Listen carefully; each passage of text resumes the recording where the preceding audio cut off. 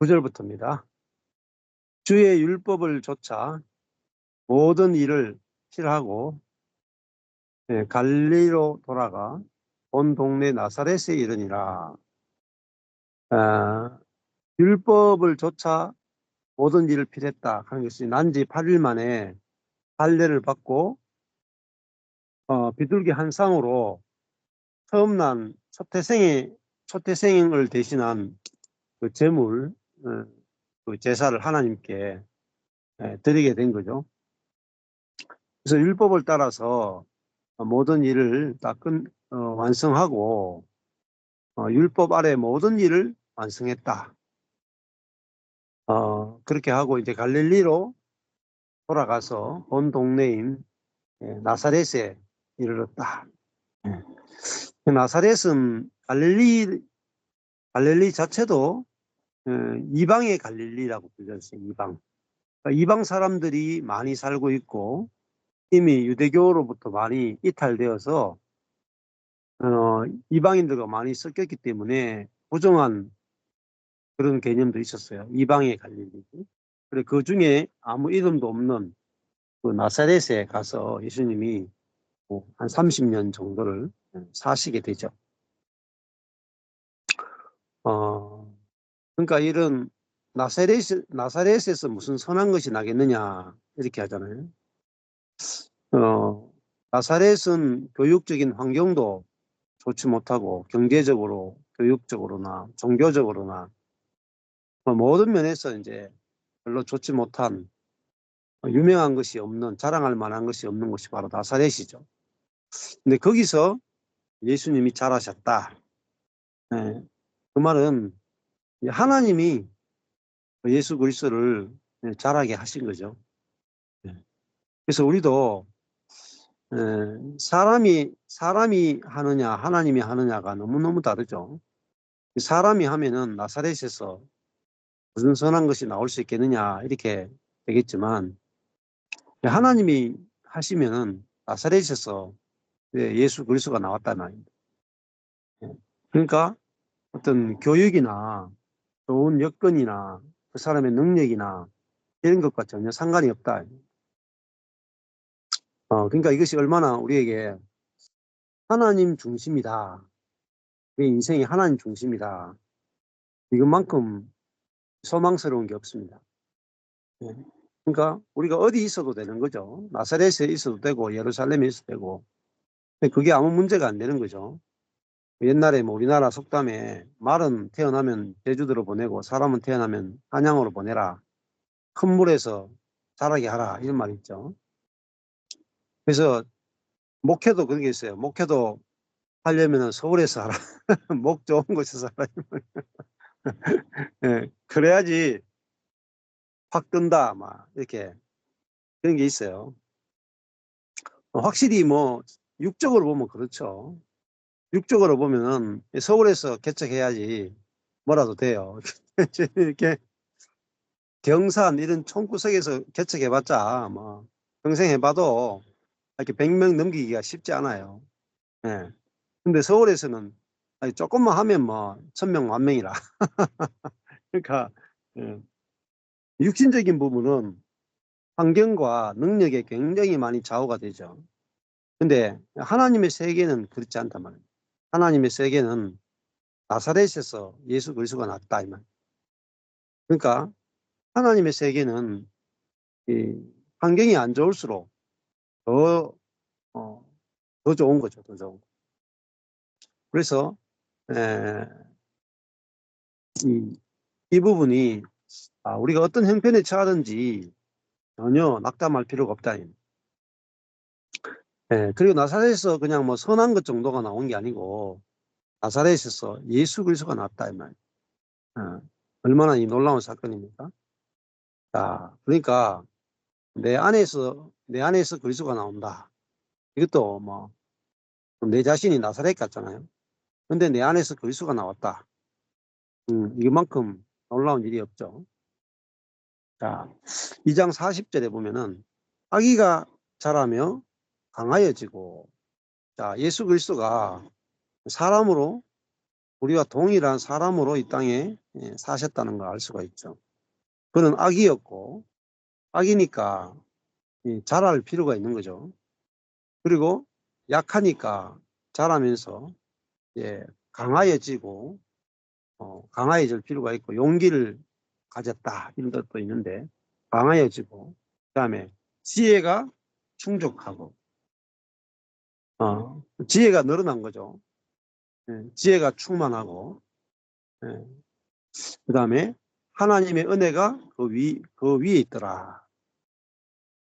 그러니까 사람이니까 자라고 강화해지고 그런 게 있고 또 지혜가 충족해지고 이런 일이 있죠.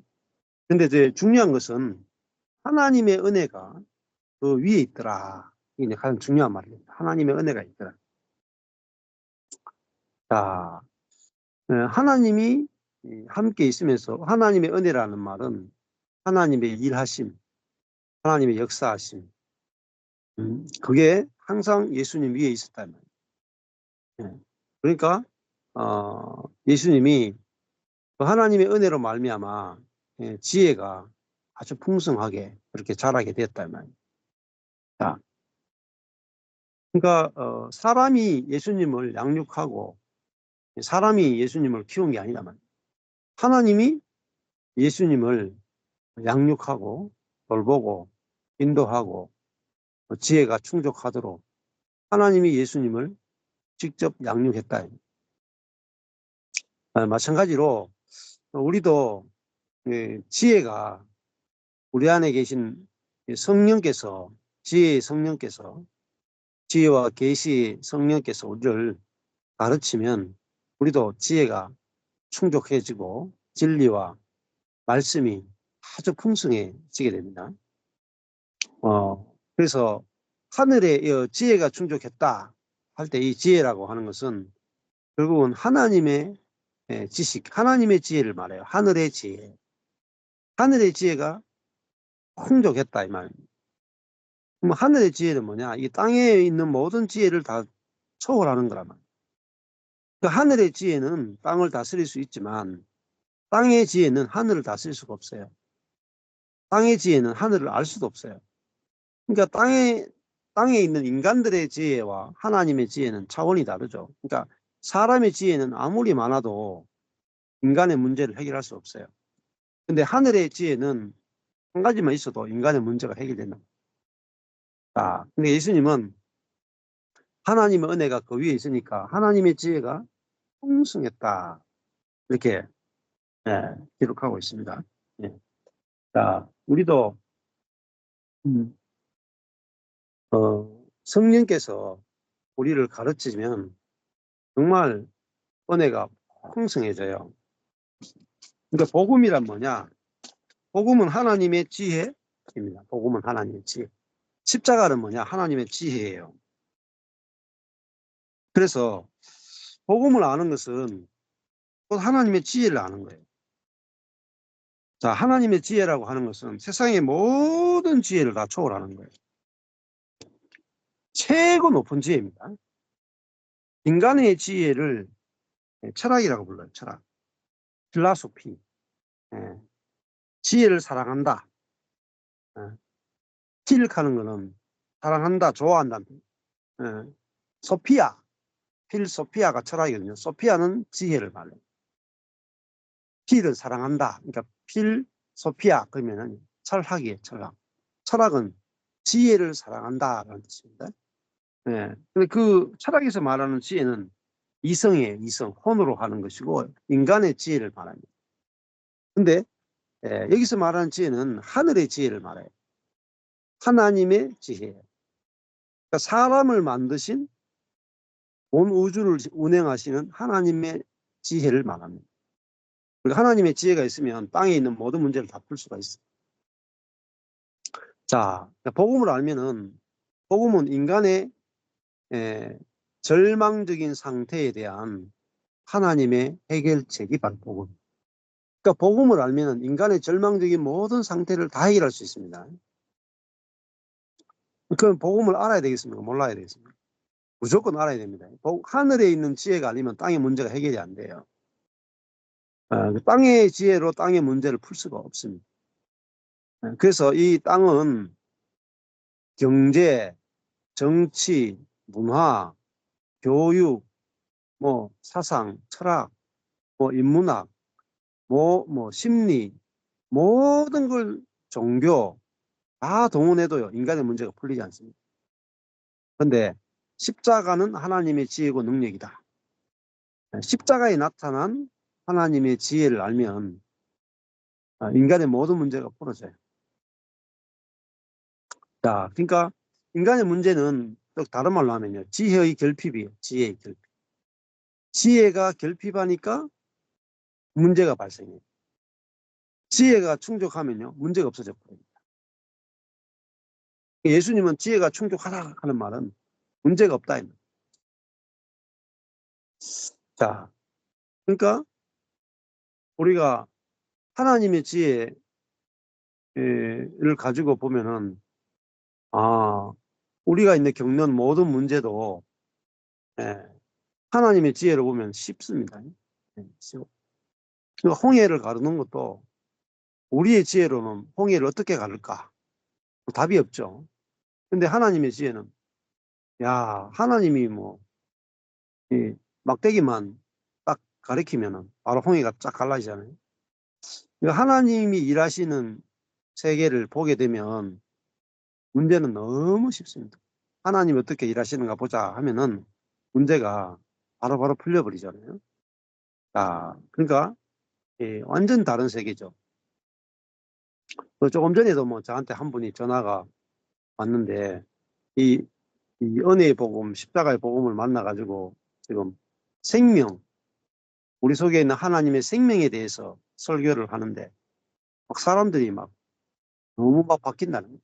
듣고 사람들이 생명에 대해서 깨닫고 사람들이 몰려오고 사람들이 그 생명의 말씀을 너무 좋아하고 변화들이 일어난다. 그래서 너무 기뻐가지고 가까이만 있으면 저를 보고 싶다고 이렇게 사람들이 놀랍게 변화될 수 있습니까? 너무 놀랍습니다. 이렇게 이야기를 하시더라고요. 복음 자체는 왜 놀라운 일들이 일어나느냐? 하나님의 지혜고 능력이기 때문에 그래요. 사람들이 복음을 너무 무시해요. 무시. 그러니까 예를 들어서 우리 아이들을 의대 보내는 것이 좋으냐, 복음을 가르치는 게 좋으냐 하면 다 의대 보내는 게 좋다 하니까. 그렇지 않습니다. 의대 보내는 것보다 복음을 제대로 아는 것이 천만 배가 더 중요하고, 복음을 알면은 알 때부터 죽을 때까지 인간의 모든 문제로부터 근원적인 죄성과 사단과 자아와 절망과 모든 것을 다 이깁니다. 그러니까 하나님의 지혜니까요.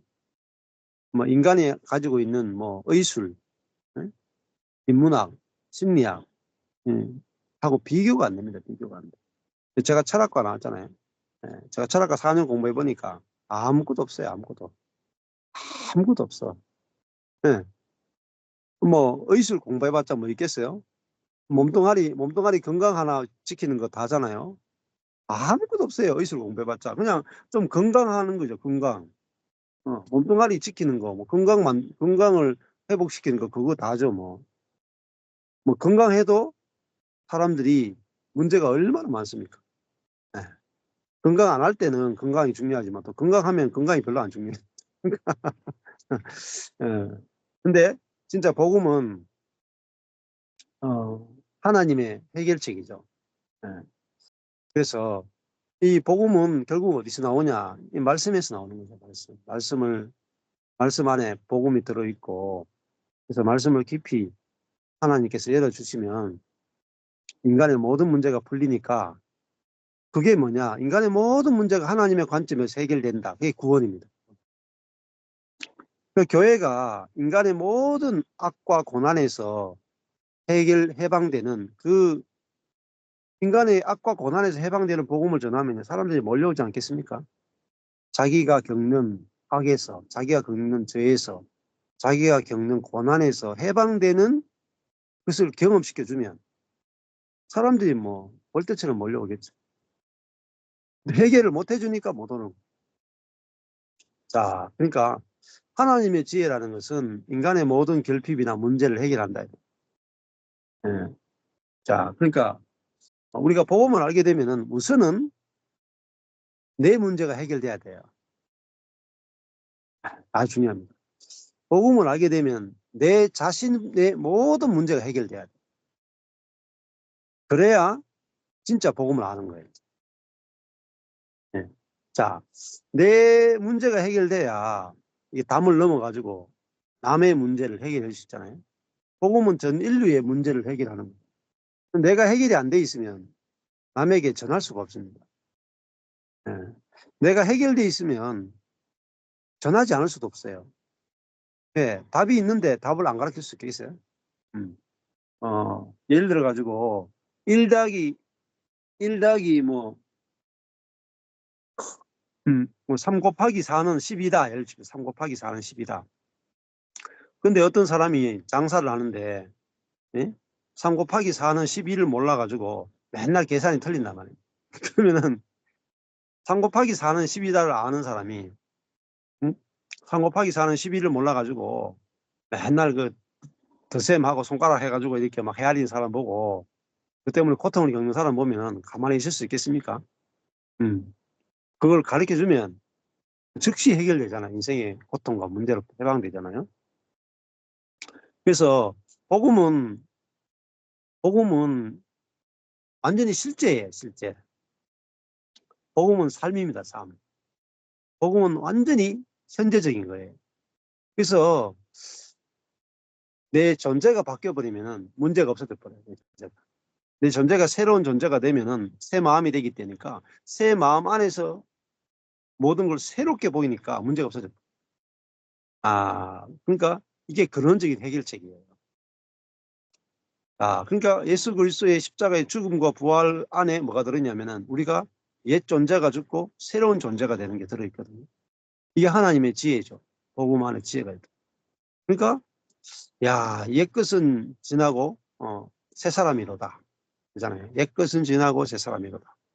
자, 그러니까 저도 새 사람이 되니까 문제들이 없어져 버려요. 이제 옛것이 다 끝나버려요.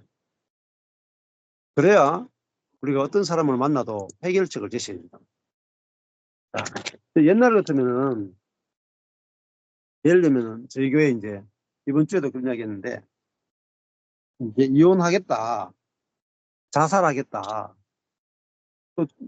그 친구야, 한 명은 이혼하겠다, 한 명은 자살하겠다. 자매 2명이 찾아왔는데 한 명은 20년째 자살하겠다. 자매고 한 명은 이제 내가 이혼 외에 답이 없다. 그럼 뭐 축사해도 안 되고 뭐 성령 사역해도 안 되고 뭘 해도 안 되는 거라. 근데 사람이 왔잖아요. 한 7, 8년 전에 왔거든요. 둘이 같이 왔어. 애하고 같이 3명이 같이 온 거라.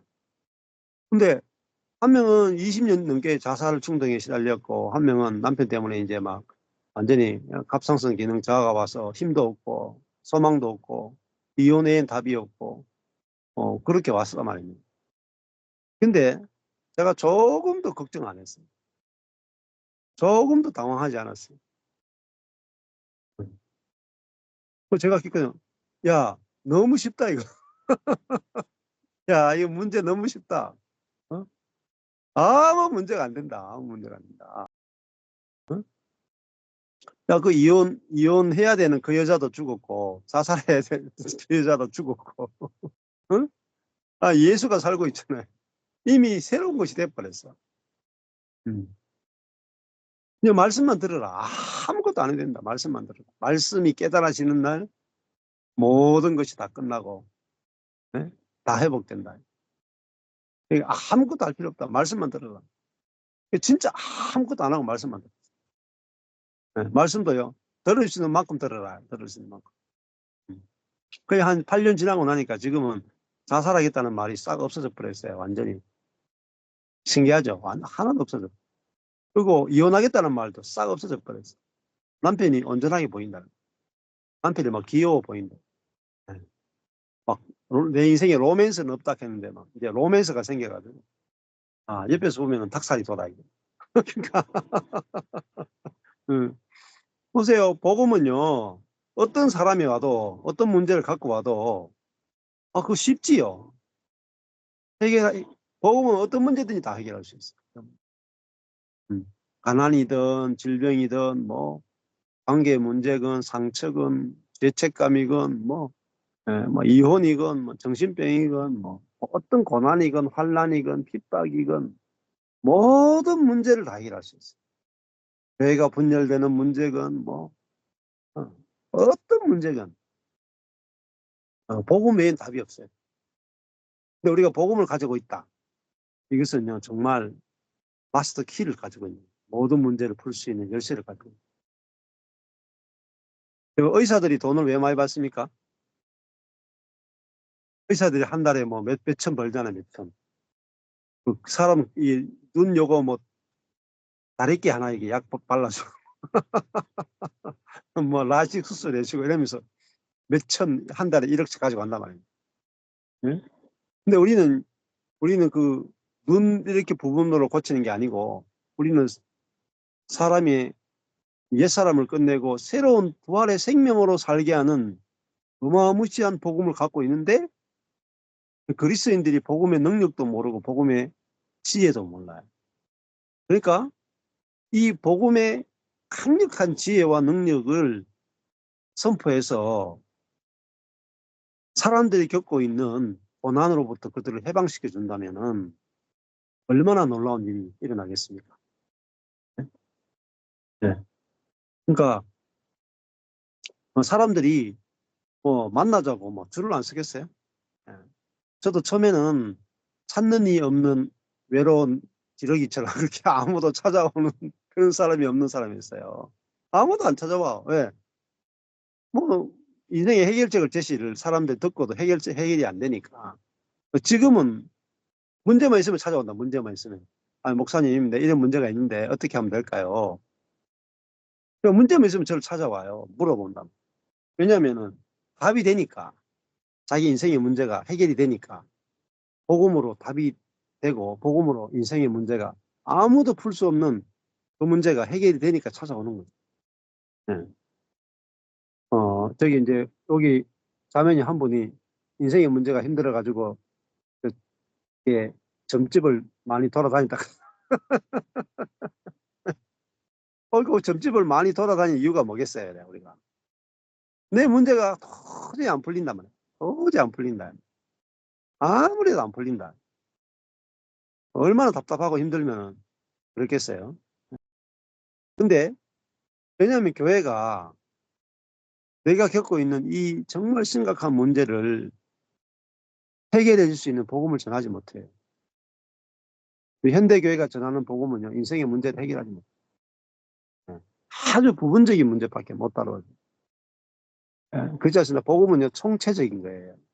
복음은요, 육의 문제, 혼의 문제, 영의 문제, 사탄의 문제, 관계의 문제, 정서적인 문제, 양육의 문제, 부부의 문제, 모든 문제, 영혼의 문제, 모든 문제를 다 해결할 수 있어요.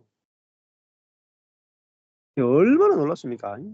예. 아니, 무당이나 이분들은 다 앉아가지고 인생에 오는 개정적인 문제, 한두 문제만 해도 돈이 짭짤하게 들어오잖아요. 예. 근데 우리는 영원한 문제, 영원한 문제, 하나님을 알게 하고, 그리스도를 알고, 성령을 알게 하고, 우리 존재가 새롭게 되고, 새롭게 된 존재 안에서 모든 문제가 끝나버리는 어마무시한 복음을 가지고 있는데, 전부 다 기근에 허덕이고 있단 말이에요. 목마름과 배고픔과 기근에 시달리고 있는 수많은 기독교인들을 본단 말이에요. 그래서 가나안 성도가 200만 명, 300만 명. 예. 자, 그러니까 예. 그러니까 예수님은 지혜가 충족하다 하는 말은 문제가 없다 말이에요. 문제가 없다. 하나님의 말씀, 하나님의 관점, 하나님의 생명, 하나님의 마음이 풍성하니까 넘치는 거죠. 넘치는. 그래서 내가 죽으면 내 문제가 끝나요. 내가 죽어야 내 문제가 끝나.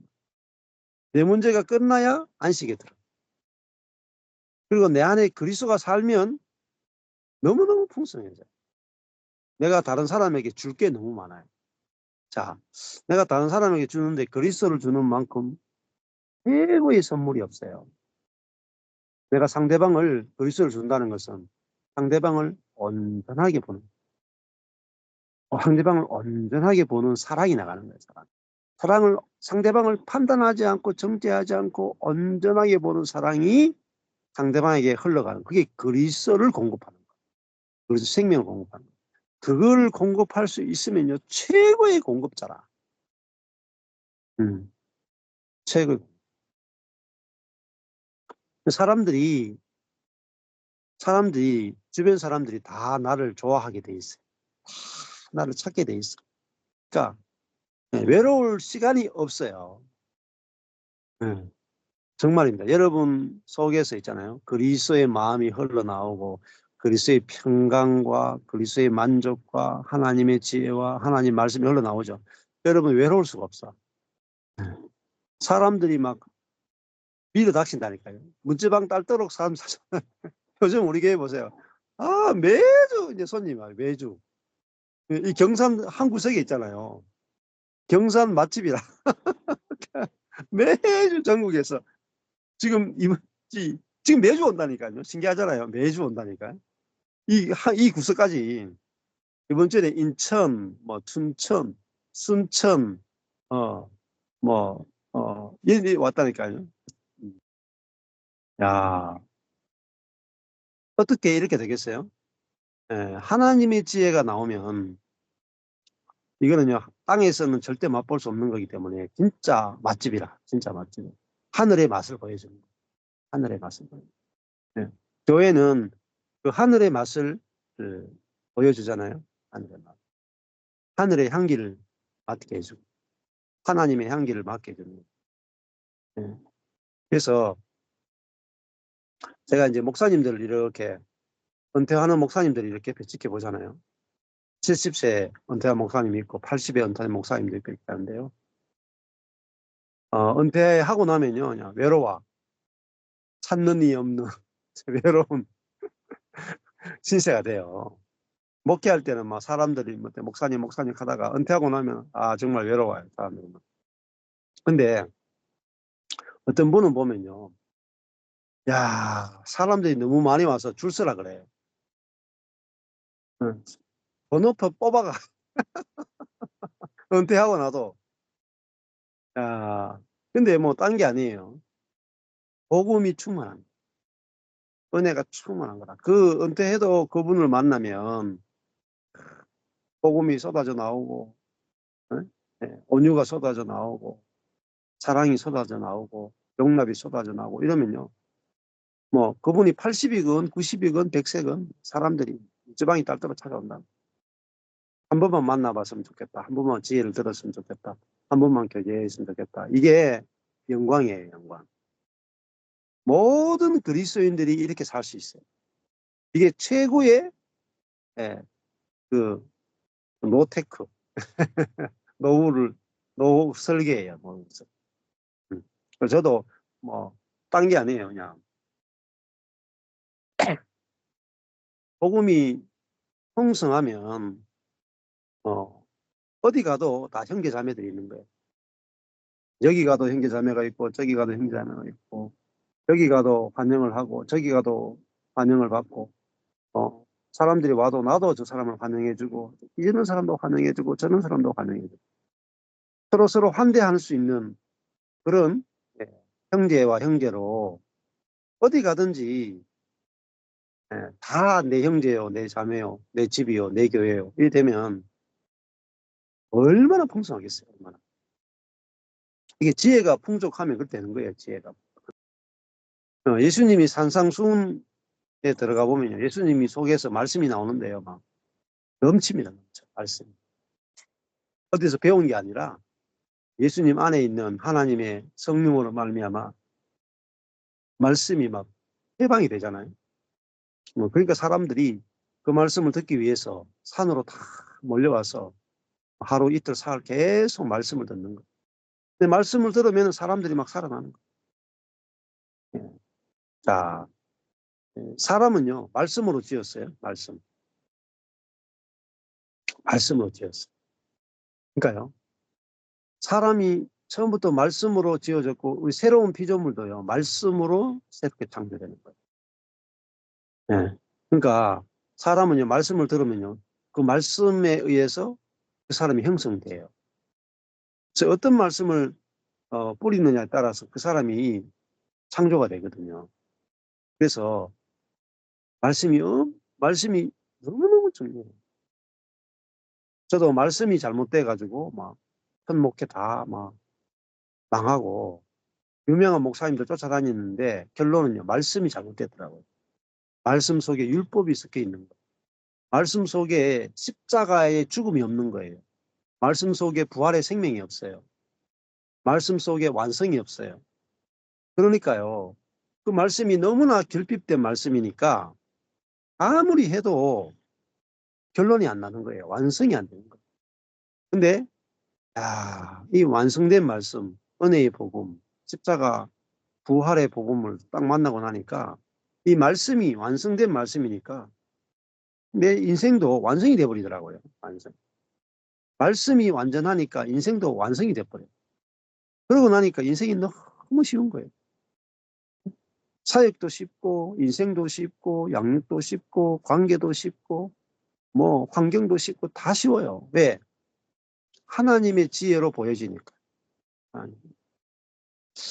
여러분 그렇게 돼야 그렇게 돼야 우리가 모든 사람을 말씀으로 도울 수 있죠. 내 문제가 끝나야 남의 문제를 도와줄 거 아닙니까? 네. 자, 또 예를 들어 가지고 뭐 내가 웃으면은 어떤 병이든지 낫습니다. 네? 내가 막 정말 웃음이 최고의 치료책입니다.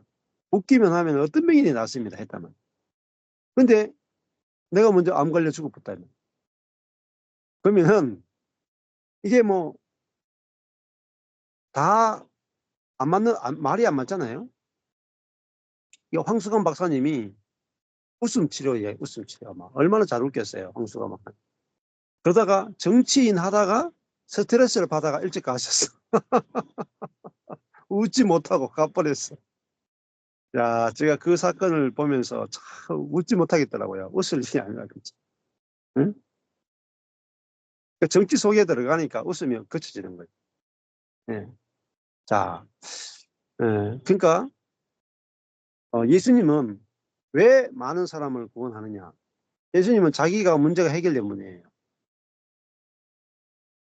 자기 문제 때문에 그 자기가 문제 밑에 사는 분이 아니잖아요. 예. 자기는 죄가 없단 말입니다. 예. 그것처럼 그분을 볼 때, 야, 나도 예수님처럼 살면 되겠구나 이렇게 된단 말입니다. 예. 우리도 마찬가지죠. 그래서 뭐 저한테 오시는 많은 분들이 전부 다 이제 저를 보더라고요. 저희 교회 지체들도 제가 막 하도 이상한 말씀을 전하니까 내가 죽고 예수가 산다 그러죠. 뭐 아무 노력하지 않는다 그러죠. 예? 하나님이 일하신다 그러죠. 뭐 간구 기도도 안 해도 된다 그러죠. 이렇게 하니까 저게 말이 되냐 하면서 계속 지켜보는 거예요. 저게 진짜 되나? 진짜 저렇게 되냐? 이렇게 10년을 지켜보더라고요. 10년을.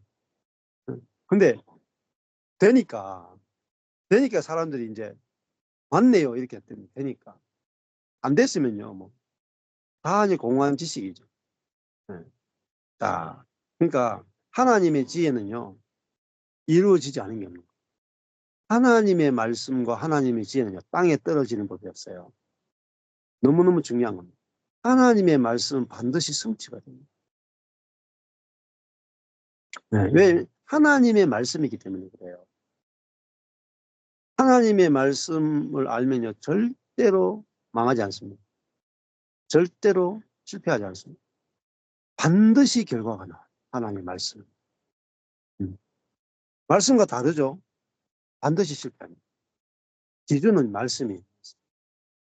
그래서 뭐 예를 들면 기독교인들이 지금도 있잖아요. 이 영성 사역, 뭐 또 신비적인 사역, 기적, 신유, 은사, 제자 훈련, 뭐 수많은 것들 하죠. 근데요, 많은 부분들이 말씀과 달라요. 말씀과 일치하지 않아요. 그러면요, 실패해요. 저도 말씀과 다르다는 걸 모르고 있잖아요. 이 말씀 조금, 저 말씀 조금, 말씀에 있는 걸 가져와 가지고 만들어낸 수많은 사역들을 하다가요, 싹 다 실패했잖아요. 네. 근데 진짜 말씀을 통으로 쫙 보니까요, 아닌 거예요. 통으로 보면 그게 아닌 거라. 부분으로 보면 맞는데 통으로 보면 아니라. 그래서 실패한 거예요. 그리고 하나님께서 말씀을 통으로 탁 열어주니까 무엇이 진리이고 무엇이 거짓인지가 쫙 보이는 거예요. 그러고 나서는요, 흔들림이 없었어요. 14년 동안. 그냥 하나님 보여주신 진리대로만 쫙 왔거든요. 그러니까요, 문제들이 다 해결돼요. 네. 정말 문제들이 다 해결돼요. 네. 재정적인 문제건, 환경의 문제건, 관계의 문제건, 목회의 문제건, 모든 문제가 다 잠잠해져. 다 정복돼요. 말씀 앞에 다 정복. 하나하나 다 정복돼 있어요. 신기하죠, 신기해, 정말. 그래서, 그, 어, 이게, 정말 정말 귀한 거예요. 복음은 이 값으로 매길 수 없어요. 너무너무 귀하고, 저도 이 은혜의 복음, 십자가 복음을 깨닫게 됐을 때, 야, 이 세상에 이만큼 가치 있는 게 있을까? 다이아몬드하고도 바꿀 수 없구나. 억만금을 줘도 바꿀 수 없구나. 너무너무 놀랐다. 근데 이게 은혜로 받았으니까, 은혜로, 저도 은혜로 받았으니까, 은혜로 공짜로 이 유튜브에서 다 이렇게 공짜로 다 드리잖아요. 근데 어떤 분들은 막 이게 사역하면은 막 돈을 막 50만 원씩, 100만 원씩 해가지고 코스웍 만들어가지고 막 이 코스 하려면 50만 원, 이 코스 하려면 100만 원, 이 코스는 300입니다. 그런 분들이 있어요. 그러면 떼돈 벌죠, 뭐, 떼돈. 저도 이거 하려하면요, 뭐, 그런 식으로 하면 떼돈 벌 수 있어요. 근데 그거 돈 벌어가 말겠어요, 돈 벌어가지고. 예? 돈 벌어가 안 행복하거든요. 돈을 버는 게 행복한 게 아니고, 형제를 얻는 게 행복해. 그리스도 안에서 생명으로 교통할 수 있는 한 형제가 있어야 사람은요, 행복해요. 진짜로. 진짜로. 내가 선악의 판단이 없이 서로 한 형제로 자매로 그리스도의 사랑을 주고받을 수 있는 한 사람이 없어서 사람은 외로운 거예요. 돈이 없어가 힘든 게 아니고요. 하나님의 생명으로 사는 한 사람이 없어가 외롭고 힘들고 고달프고 만족함이 없는 거예요. 그러니까 내가 하나님의 생명으로 함께 교제할 수 있는 사람 한 명만 있어도요, 인생이 너무 만족합니다. 만족합니다. 그 사람을 만나면 막 생수가 솟아. 너무너무 행복해. 보기만 해도 만족이 돼요. 그게 복음이 우리에게 주는 선물이에요. 형제가 연합하여 동거함이 어찌 그리 선하고 아름다운. 그곳에서 하나님께서 영생을 명하셨다. 이게 뭐예요? 그게 영원한 생명이에요. 형제가 연합하여 동거함이 어찌 그리 선하고 아름다운. 헐몬에 있으리 아론의 수염에 내림 같다.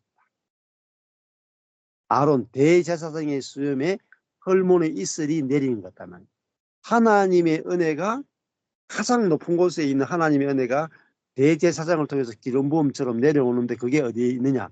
형제가 연합하여 동거함이 가장 큰 기름 부음이고 가장 큰 축복이고 가장 놀라운 하나님의 생명, 영생입니다.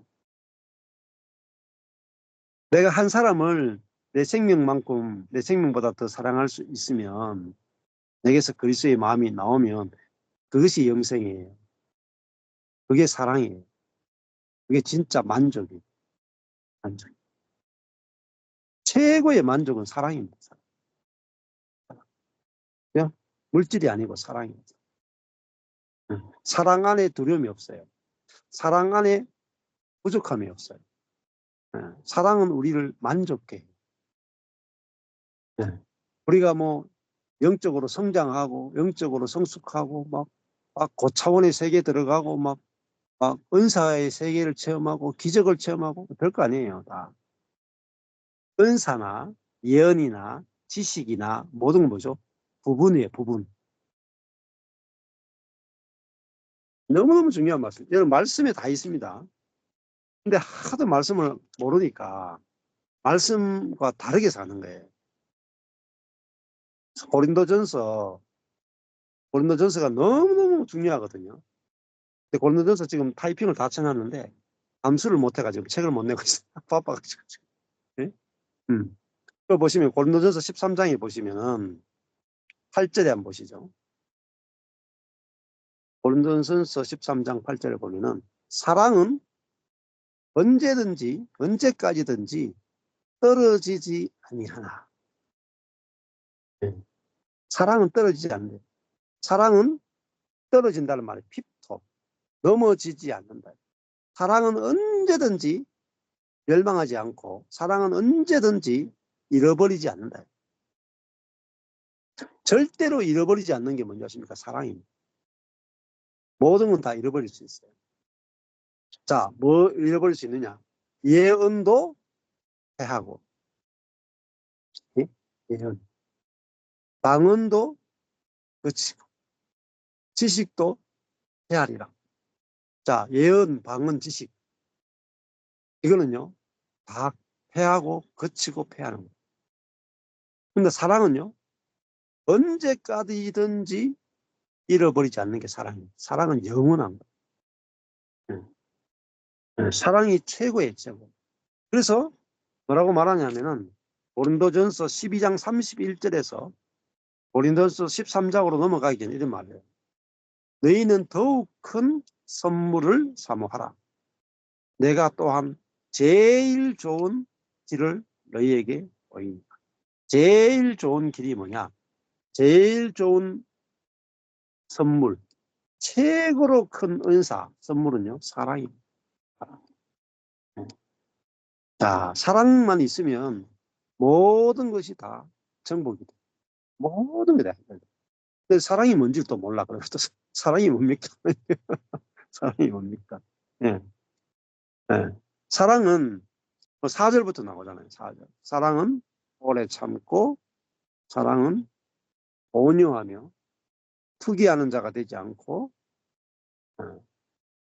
사랑은 남들이 잘 될 때 시기하지 않고, 사랑은 자랑하지 않는 것. 사랑은 상대방 앞에서 내 잘난 걸 자랑하지 않는 것. 사랑은 상대방 앞에서 내가 교만하지 않는 것. 사랑은 무례히 행치 않는 거예요. 사랑은 자기의 유익을 구하지 않는 것. 사랑은 남의 유익을 구한다면, 사랑은 성내지 않는 거예요. 성낸다는 것은 내가 옳기 때문에 성내는 거죠.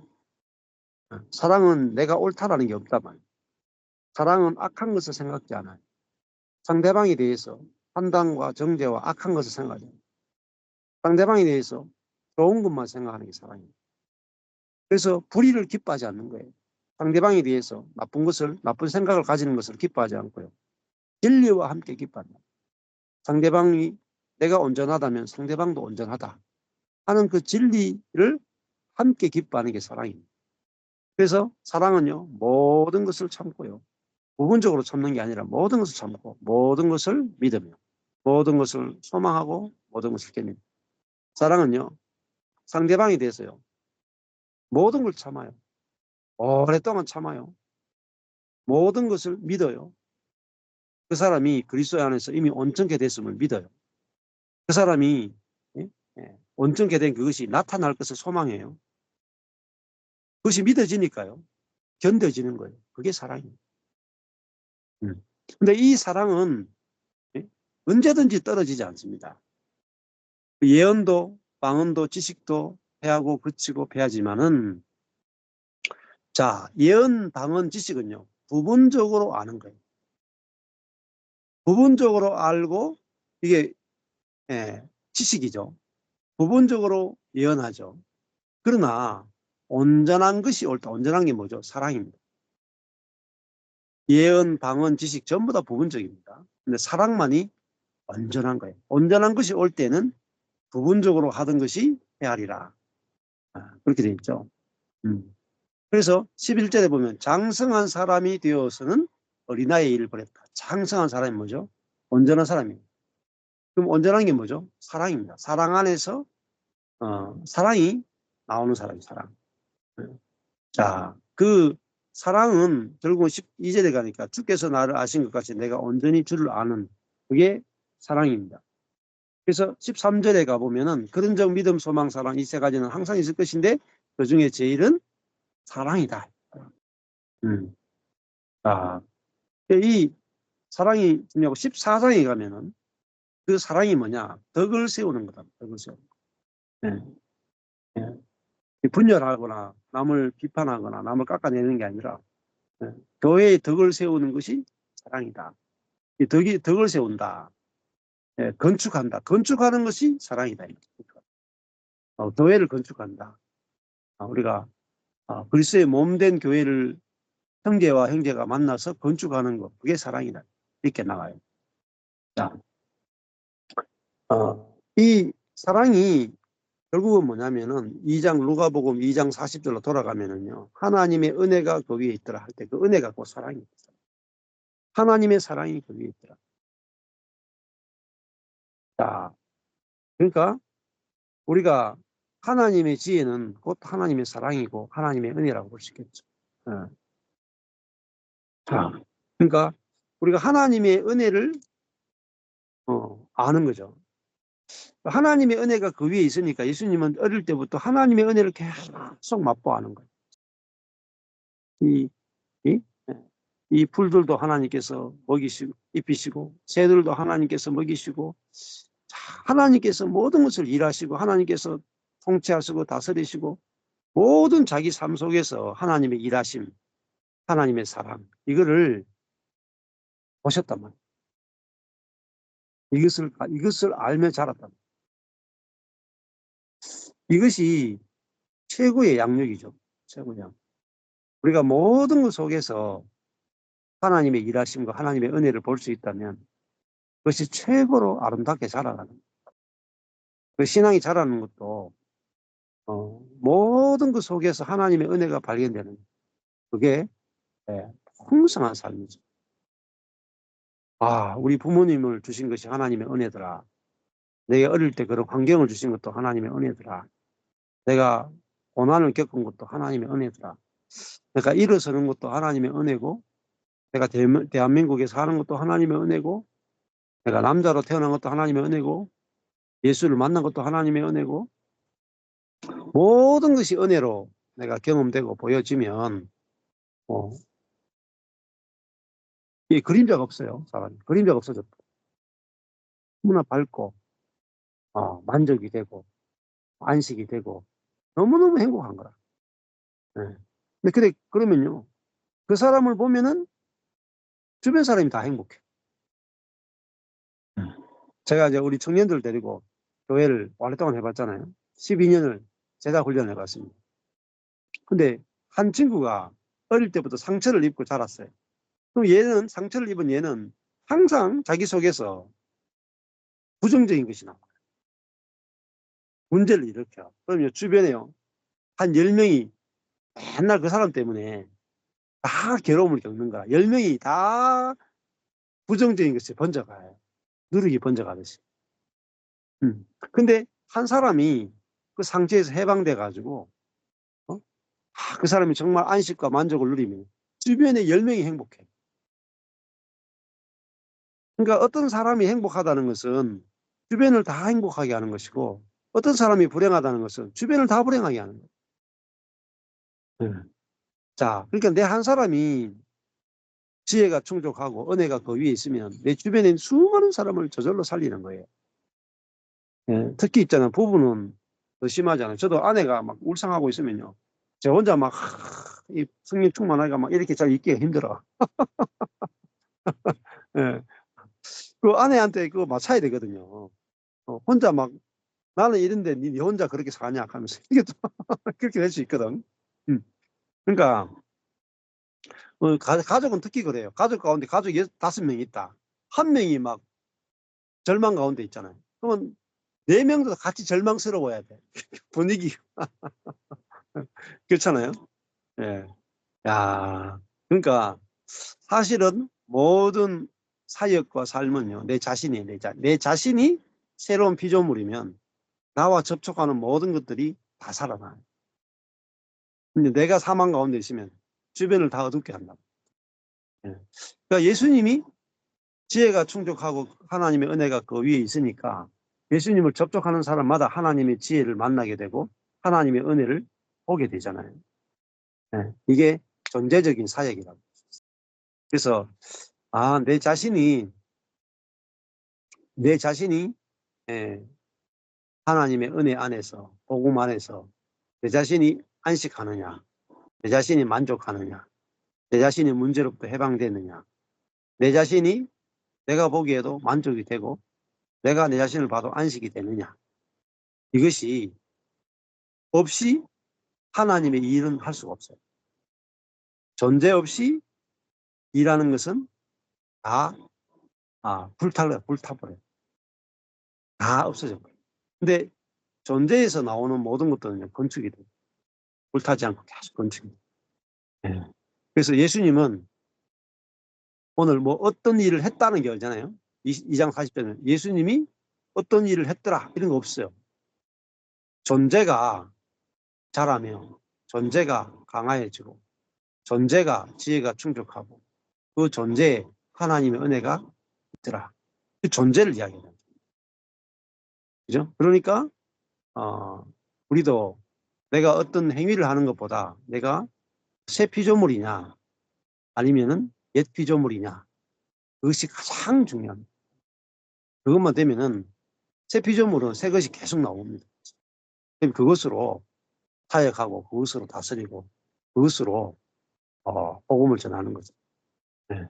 그러니까 내가 남편과 이혼하려는 사람에서 남편과 뭐 인고 부부가 되었다면 그러면 뭐 한마디 말이 어마어마한 파워를 갖는 거죠. 그 한마디 말이 어마어마한 능력을 갖는 거죠. 그것처럼 우리도 내가 실제가 있는 만큼 강력하게 그 말씀이 증거되어지고 생명이 흘러가게 됩니다. 그래서 오늘 누가복음 2장 40절 말씀 가지고 예수님이 어떻게 자라나셨는지 하나님의 지혜와 하나님의 은혜로 충족해서 자라났다는 부분도 같이 살펴봤습니다. 네, 감사합니다.